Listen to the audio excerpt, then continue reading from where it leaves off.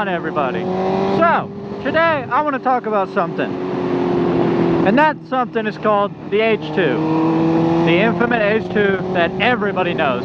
Because if you ride a motorcycle or have ever been on a motorcycle, you probably know what a Ninja H2 is. But, do you really need one? I mean, the ultimate answer is no, we don't.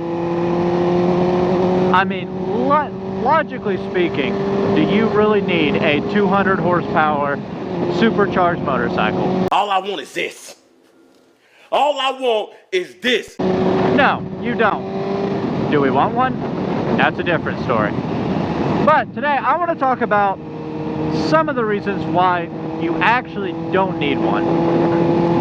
My first kind of point on it is it's a 200 horsepower supercharged motorcycle from the factory.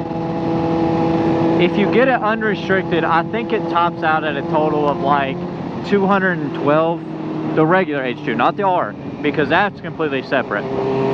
But I think the regular H2 tops out at around 212, unrestricted. Restricted, I think it's like 189. But, so, do you really need a motorcycle that goes 212 miles an hour? Probably not. A lot of 1000s nowadays do though. But what ultimately makes the H2 special is the Supercharger. That is a lot of Cadillacs. It's the Supercharger. It is the only stock motorcycle to come with a Supercharger. Because Kawasaki doesn't fucking care. Whoever designed the H2 just didn't care about life. They said, let's go fast and we'll see you when we're done. I mean, the bike itself can literally power wheelie in 4th gear at like 120 miles an hour. That is fucking absurd. And like, honestly, most people nowadays who ride, unless you ride in a straight line, which, you know, some people are like that. Some people are the straight line warriors. But unless you do that, a lot of people aren't actually capable of handling a Ninja H2. I mean, it's a lot of bike. And a lot of people just aren't able to handle that. Which is fine. I mean, logically speaking, in 1st gear on the H2, you can break every speed limit in the United States. That's period. And 90% of the world, except for I think Germany has one highway where like there is no speed limit. You can go as fast as you fucking want.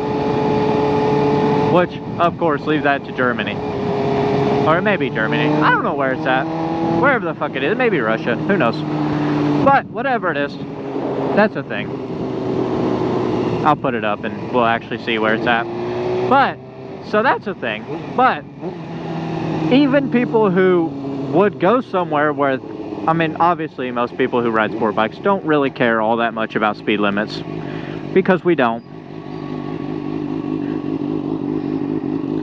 But, the H2 itself, most people are not even capable of registering how fast 212 miles an hour is.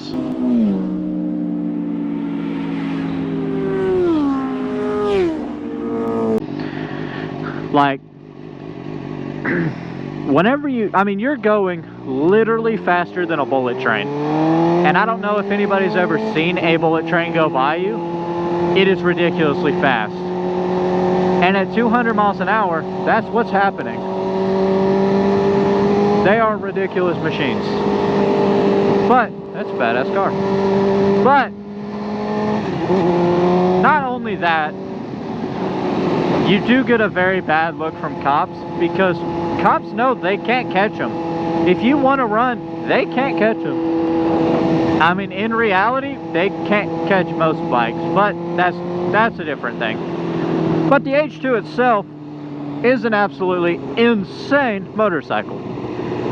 Now, like I said, those are the electric chargers. I don't know how I feel about those. But now, that being said, do you need one? No. Does every one of us want one? Of fucking course. And honestly, I think it's pure ego. Because whenever it comes to the H2, and how fast that bike really is. I want to eat there. It's open, but I don't know if they're like open. I don't know. But the H2 it is a bike that I'm pretty sure is an ego-fed bike. Because if you have an H2, you're faster than 99% of cars on the road. There's not many that can keep up with you, or, I mean, catch you for that matter, period.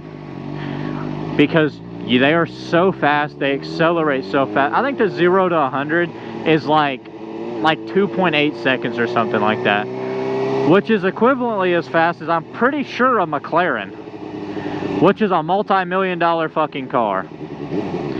So, and I mean, another good reason why a lot of people don't own them, which is probably a good thing, is the bike retails for like $32,900, I think. I think it's like $32,999, and that's before dealer fees. That's not even including dealer fees, insurance, or anything like that. Which, yeah, that's a lot. But I mean, I couldn't get a loan for a pack of bubble gum, but you know, that they definitely wouldn't. But you know, you can find them used. Ah, that back tire slid.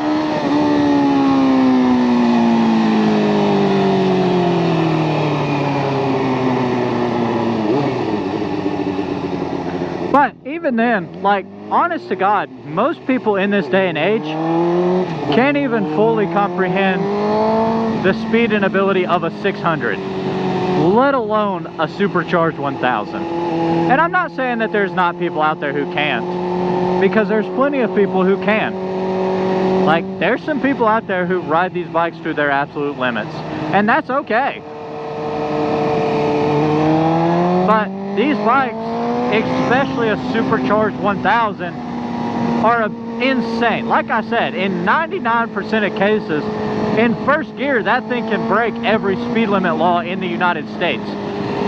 And that's barely fucking trying. I mean, the average person, I've never rode an H2. I would love to. That is actually my dream bike, and I wanted it before like the whole like clout went to chasing it, because I've always loved the Ninjas.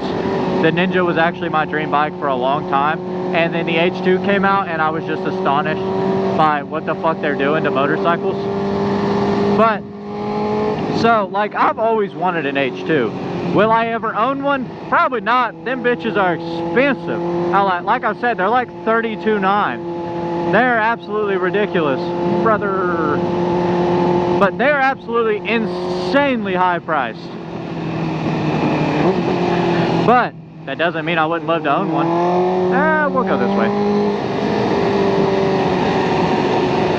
But like I said before, I think the H2 is a fucking ego bike. Because when you put into comparison, like I said, you break laws in first gear, you don't have to try very hard. Fuck you then, buddy. I don't want to wave you either. But yeah, like, you break laws in first gear, you don't have to try. That thing, I mean, it's a struggle to keep the front wheel down for most people if you don't stretch it. The bike is insane. And just a lot of people don't realize that. Like, they're like, oh, it's only 200 horsepower. Like, yeah, but 200 horsepower on a fucking bike is insane. I mean, they have almost as much horsepower as they weigh. I mean, they weigh like, I think they weigh like 560 wet. But either way, I don't know how much gas we have. We should probably check that. But yeah, I mean, they are absolutely astonishing bikes. And I would love to own one. It would be great, and that would be my dream bike. Like, in a world of S1Ks and stuff like that, I would love an H2. That has always been my dream bike. But that bike, like I've continued to say, is absolutely insane. But that's just kind of all I wanted to talk about. Like I said, I mean, I would love to have an H2. I think, as an ego thing, but you know, we'll see. But y'all have a good one.